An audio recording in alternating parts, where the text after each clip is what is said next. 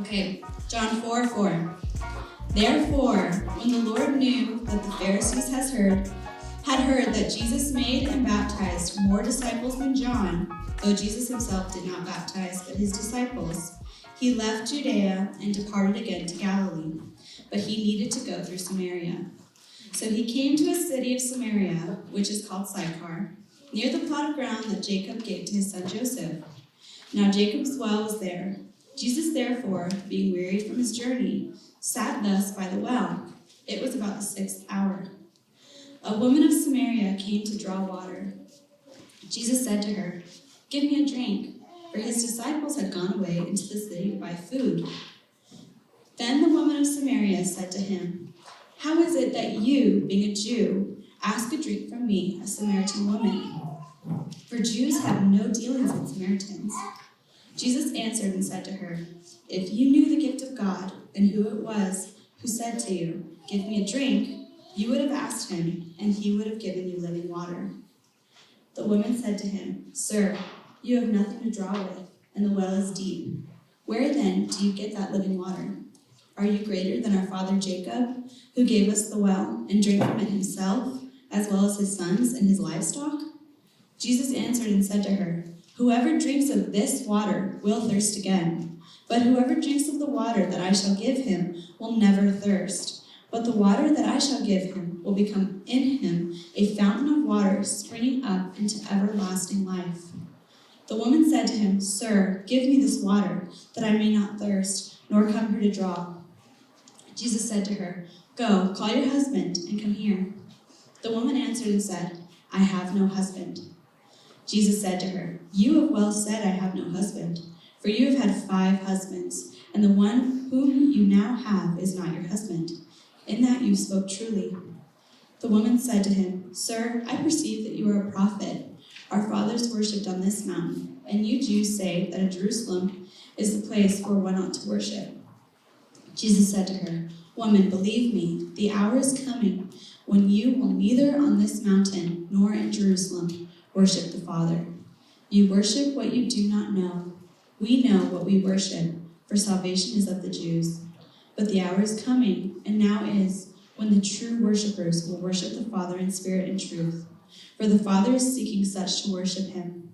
God is spirit, and those who worship him must worship in spirit and truth." The woman said to him, "I know that Messiah is coming, who is called Christ. When he comes, he will tell us all things." Jesus said to her, "I who speak to you am he." And at this point his disciples came, and they marveled that he talked with a woman. Yet no one said, "What do you seek?" or "Why are you talking with her?" The woman then left her water pot, went her way into the city, and said to the men, "Come see a man who told me all things that I ever did. Could this be the Christ?" Then they went out of the city and came to him. Okay, you guys can sit down.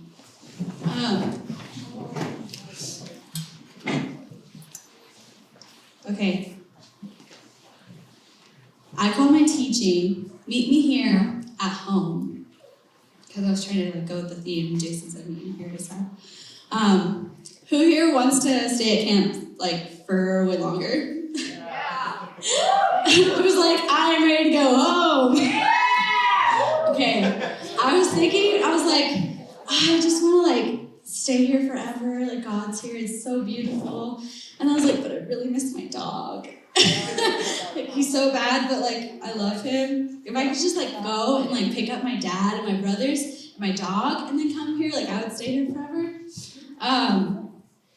But I was just thinking about this, and we've been planning this camp for a while, for months.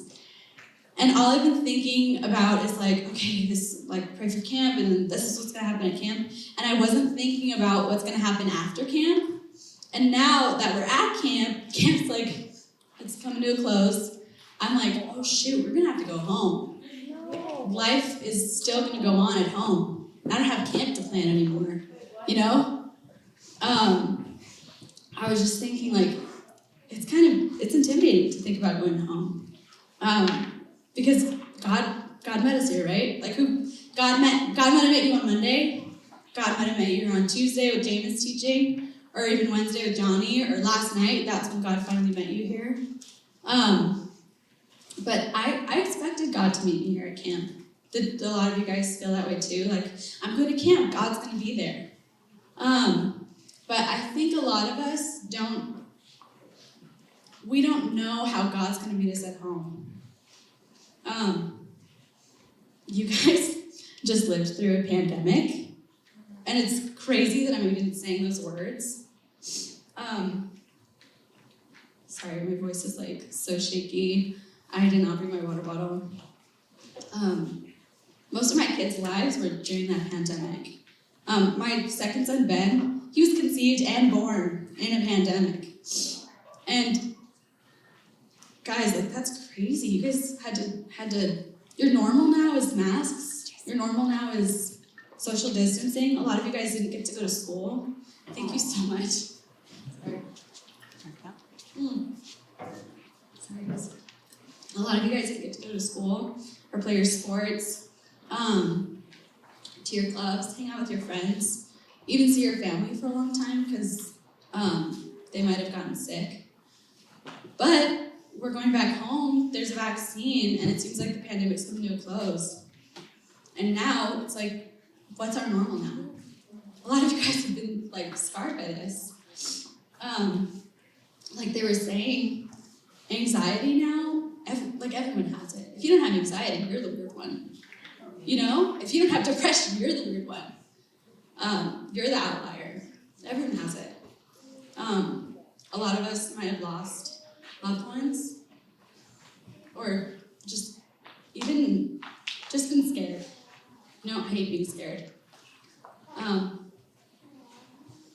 So I was thinking, like, how is God going to meet us at home? How do we know? And when I was reading this passage, I want you guys to take note of John 4:4. It's easy to remember, 2 4s. John 4:4. And it says, but he needed to go through Samaria.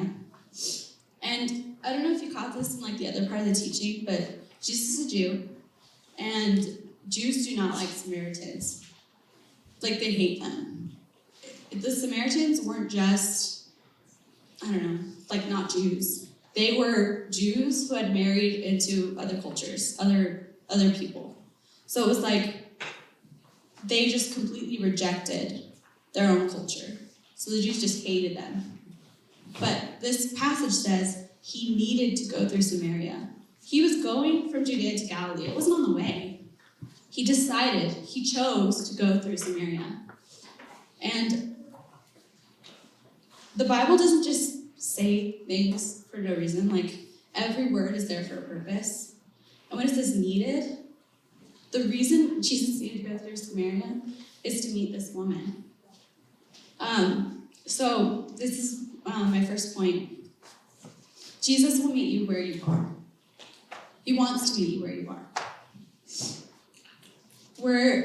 Do you guys hear a lot like mountaintop experience, like with God at church? Have you heard that? We call it like a mountaintop experience because like all you guys are doing right now is like focusing on Jesus, basically. You have chapel in the morning, you have worship, you have fellowship all day, chapel at night, more worship, you have devos, you have breakout groups, you have leaders who are literally here to just love on you and answer your questions about Jesus and pray with you. And we call it a mountaintop experience because it's basically like a pressure cooker of like spiritual exercise. You know, you don't do this at home. It'd be awesome if we did, but we don't really do this at home. You have to go to school, you have to go to work, you hang out with your friends, you watch TV, a little Netflix, whatever. And we don't focus on Jesus this much. So we call it a mountaintop experience because, if you worked out like 7 days a week, you feel really fit, you feel great. And it's the same thing with this. Like, you guys met Jesus here, you feel spiritually healthy right now.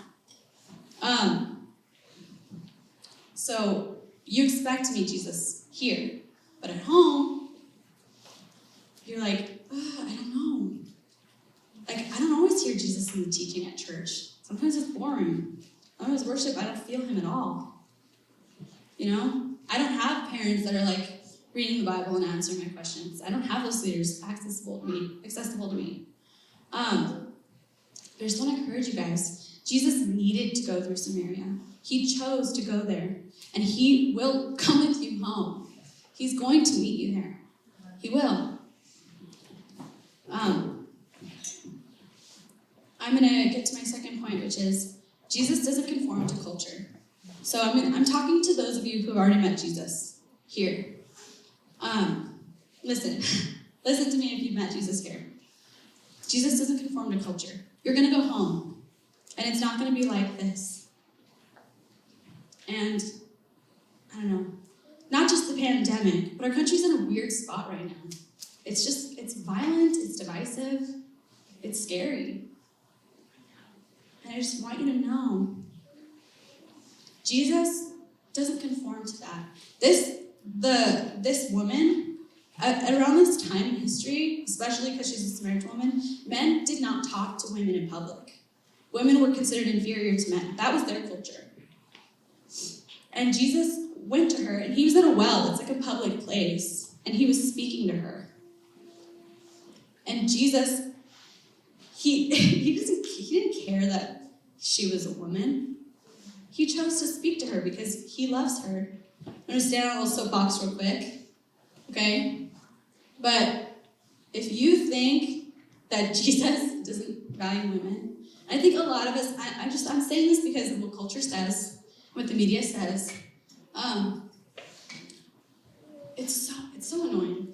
You know when somebody like talks about your friend or like your brother or sister, and they say something, they're like, and you just feel like, my friend would never say that. That's not true. You know, you like hear a story about them from somebody else, and they're like, yeah, they said this. You're like, that can't be true. They would never say that. That's how I feel when people are like people say that. People say that Jesus doesn't value women, that the church doesn't value women. This is no soapbox. It's not true, guys. Like, Jesus was valuing women. Jesus was a feminist before it was cool. Okay?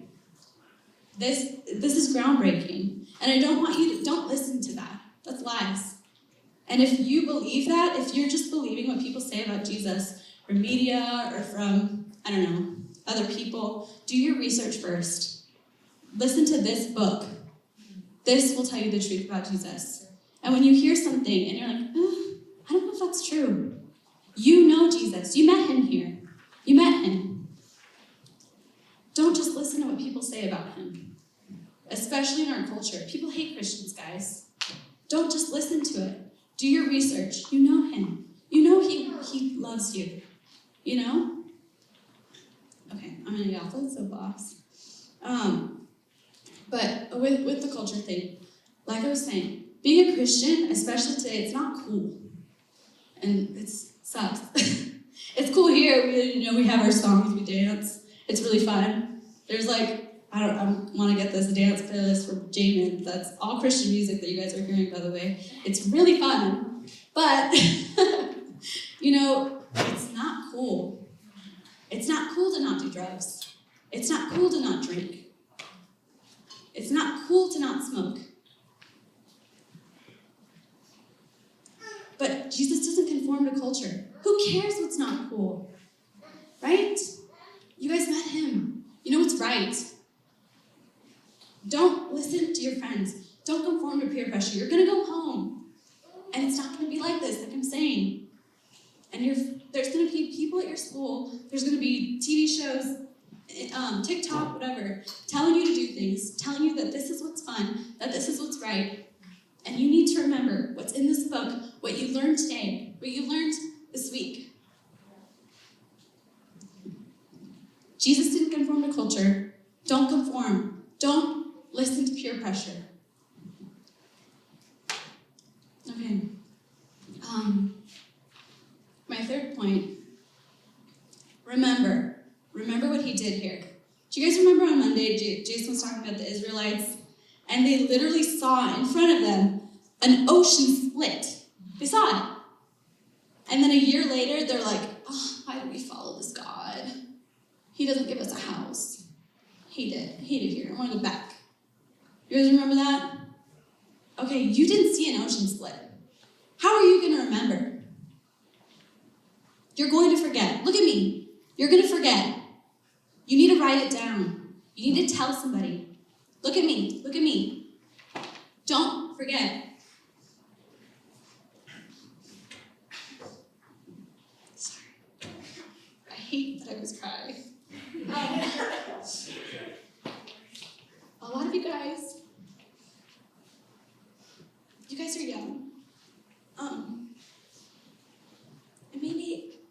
life is really hard for you at home, and you're going through a lot. Maybe it's not. When I was young, it was great. But you're going to turn 15, you're going to turn 18, you're going to turn 25, you're going to turn 50, and life is going to get hard.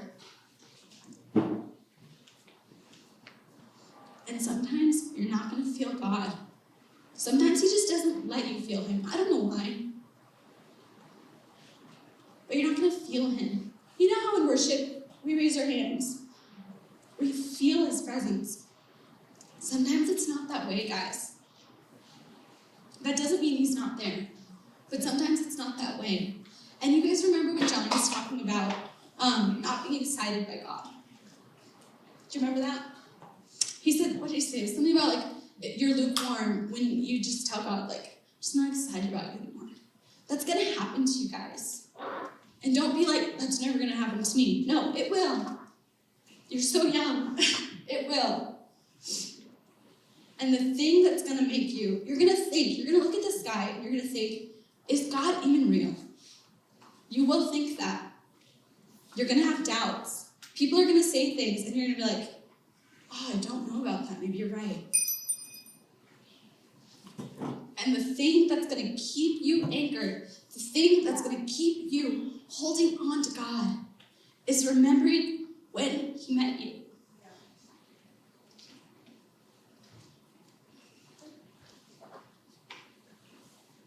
That's actually, I don't know, it's so emotional, guys, when you like think about when God met you. Because it's so powerful. That's why a lot of you guys were crying last night, right? I was 11 at this camp. It was in Calgary with another church. But it was so cool. God met me here. I heard his voice. I raised my hand. I renewed my vows with him. And still to this day, guys, I'm 24 years old. It hasn't been forever. It's been like, 12 years, 11 years, or 13, sorry, bad math. I'm not good at math in my head. But I still, when I think about things, when life gets hard, because it does, I think, God, are you real? And I remember, yes, he's real. I know he's real, because he spoke to me when I was 11. And you guys have to do that. You have to do that. You have to remember. Get a tattoo. I don't care. Write it down. Remember. You need to remember. See all those Christians, like the collarbone. Do you guys follow Instagram, the TikTok? Sorry.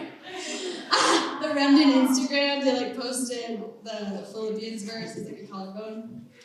Do it. I don't care. Do it. Do whatever you have to do to remember.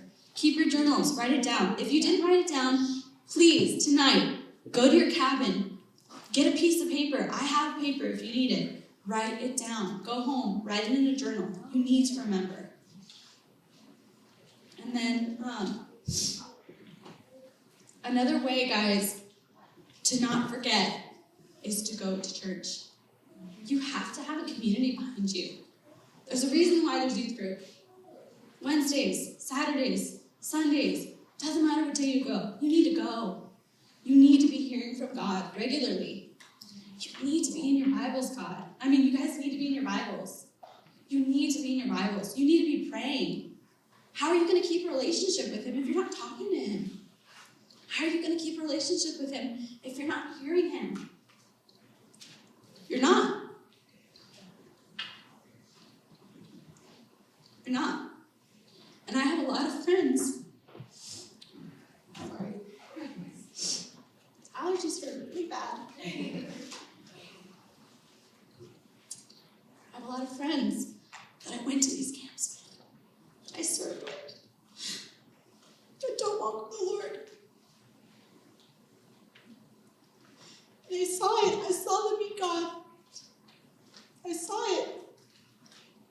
I don't know him anymore. I stopped talking to him. You have friends like that. You knew them in kindergarten, whatever. You're great friends. You stop talking to them. You're not friends anymore. That can happen, guys. But he won't move. He won't won't move. You will. Just go back. You know the way. Remember, go to church. Go to youth group. Wednesday, when we get back, we're doing camp reunion night. Wear your shirts. Go to church. Saturday, we're doing a reunion night. Wear your shirts. Go to church. These people that you met, they saw it. They met God with you. Keep in touch with them.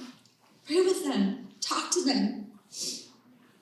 When things get hard at school, when things get hard with your families, because like I said, guys, at home, they will. Talk to them. They'll remember. Keep them accountable. If you see them going off, listening to peer pressure, conforming to culture, remember today. Remember last night. Say, what are you doing, man? What are you doing? You love him. I saw you meet him. How are you doing this to him? Come back. Come to church with me. Your friends that don't know Jesus. Which gets to my next point. Don't keep it to yourself. 4, don't keep it to yourself. I'll repeat the points for you guys taking notes. Don't keep it to yourself. The verse that says, verse 27, verse 28. The woman left her water pot, went her way into the city, and said to the men, come see a man who told me all things that I ever did. Blah, blah, blah. Then they went out to the city and came to him.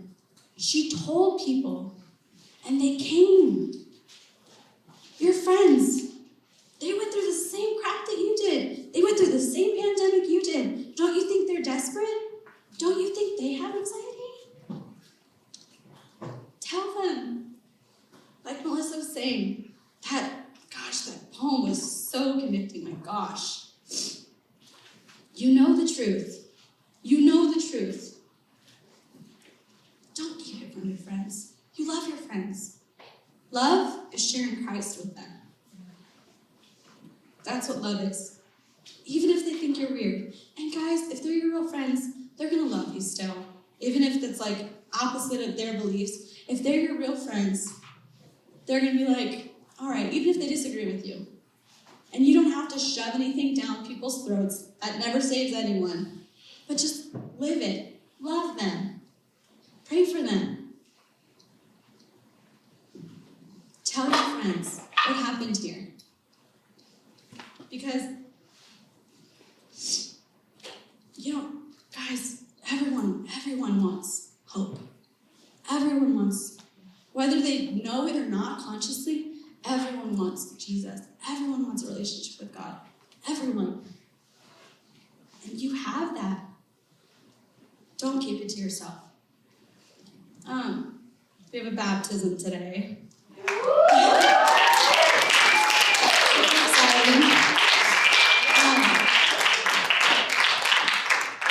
And baptism, guys,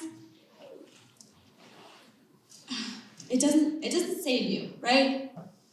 Like wearing this wedding ring doesn't make me married. Getting married makes me married. And then wearing this wedding ring is a picture and it shows everyone that I'm married, right? Getting baptized isn't what saves you.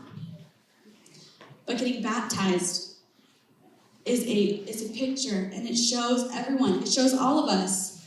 I'm getting baptized because I'm going to live for Christ. And so we know, hey, man, you got baptized. You're saved. Why aren't you walking with Christ? It like holds you accountable. It helps us keep each other accountable. And it's making a stand, guys. A lot of you guys got saved this week. It's incredible. And this is the first step. You're making a stand for Christ. You're showing everyone. And so what it is, you guys are going to go into the pool. You're going to go under the water, and you're going to come back up. That's baptism. It sounds like it's not like that special. Like I play that game, like the colors game, when you like tip your friends. Have you played that game in the pool? Like, guess what color I am? Brown. No. Blue. No. You like dip them. Okay. You guys don't have fun in the pool. No, play that after baptism. No. But it's so beautiful. And it's this picture. You're here, and you're out of the water, and you're the old man. You're the old you. And you dip into the water, and you come back up, and you're new, you're washed, you're pure.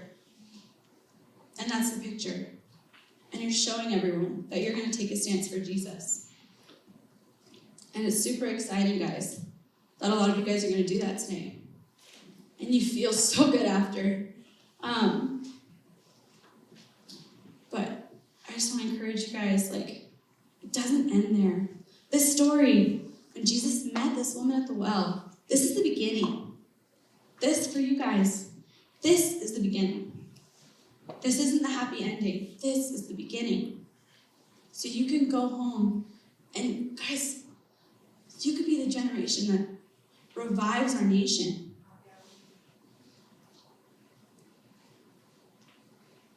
I want to read John 4:39.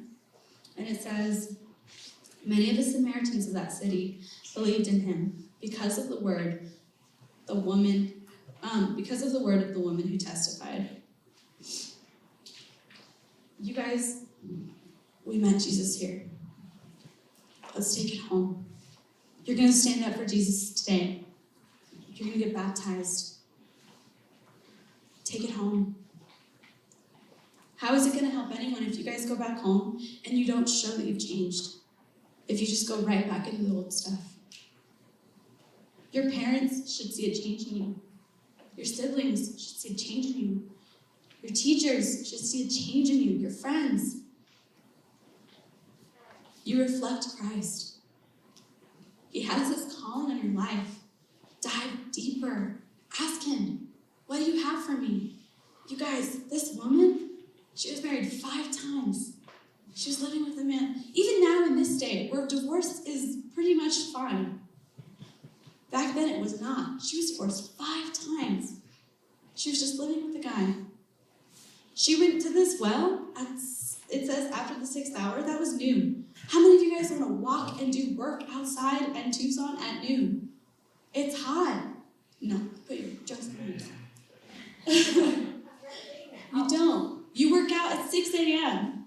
You work out at 8 p.m. You go outside late. You don't want to go in the sun. This woman, she was probably older, and she wasted her life in sin. She wasted her life.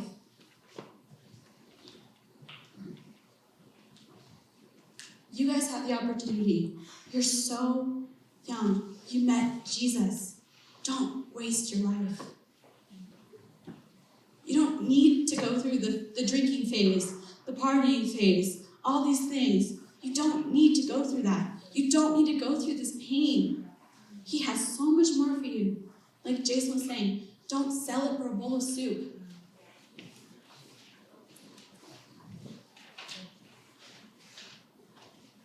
Last thing, just kidding.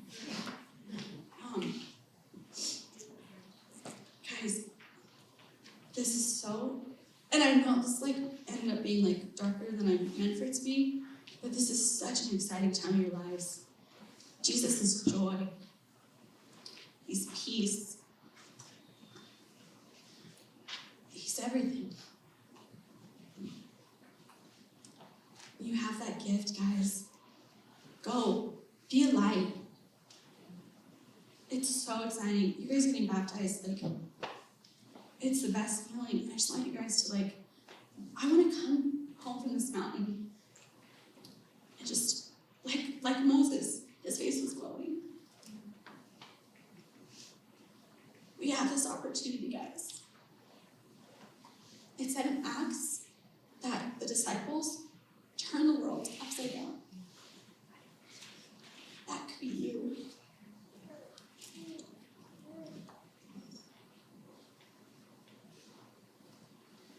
So, let's do it. Yeah.